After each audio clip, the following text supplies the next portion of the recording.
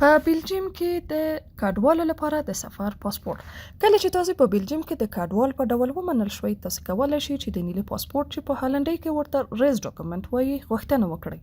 دا پاسپورت تاسو د اوسېدو د سیمې له ښاروالۍ څخه ترلاسه کولی شئ او یا ښاروالي کولی شي تاسو هغه برخې ته معرفي کړئ چې تاسو دا پاسپورت ترلاسه کولی شئ.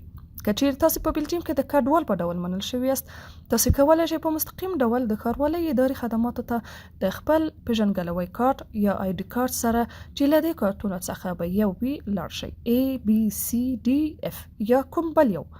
همداشان به تاسو له ځان سره یو عکس چې د پاسپورت انځور له معیارونو سره وي ولرئ. د انځور لپاره نمونه په دې لینک کې کتلی شئ.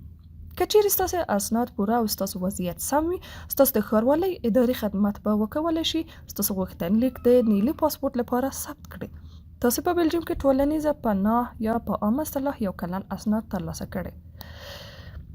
په دې حالت کې په معمول ډول تاسو باید په بروکسل کې د افغانستان سفارت ته لاړ شئ او هلته د پاسپورت غوښتنه وکړئ ترڅو تاسو وکولی شئ له بلجیم څخه بهر سفر وکړئ. په څه ډول دا غوښتنه وکړو؟ که په ځینو استثنایی حالاتو کې چې تاسو نشئ کولی د افغانستان سفارت یا کنسولګرۍ ته ورشئ، تاسو کولی شئ چې د نیلي پاسپورت غوښتنه وکړئ. د دې لپاره وړاندې له دې چې تاسو د ښاروالۍ اداري خدماتو څانګې ته ورشئ، تاسو باید د بلجیم بهرنیو چارو وزارت هوکړه ترلاسه کړئ. د دې هوکړې د ترلاسه کولو لپاره لومړی باید تاسو دا لاندې پوښتنلیکونه چک کړئ.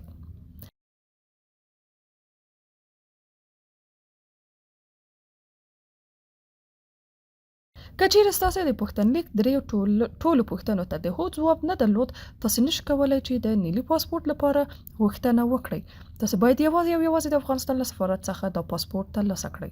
که چیرې ستاسو ځوابونه د درې واړو پوښتنو لپاره هو وو، په هغه صورت کې تاسو په لاندې بریښلیک د بهرنیو چارو وزارت ته بریښلیک استولی شئ.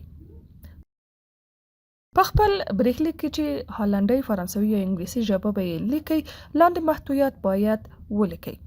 لومړی ستاسو وروستی او لومړی نوم، دوهم ستاسو د زیږېدو نیټه، دریم ستاسو تابعیت، څلورم د خپل آی ډي کارت کاپي او څلورم ستاسو د وضعیت په اړه نور اړوند معلومات یا اسناد.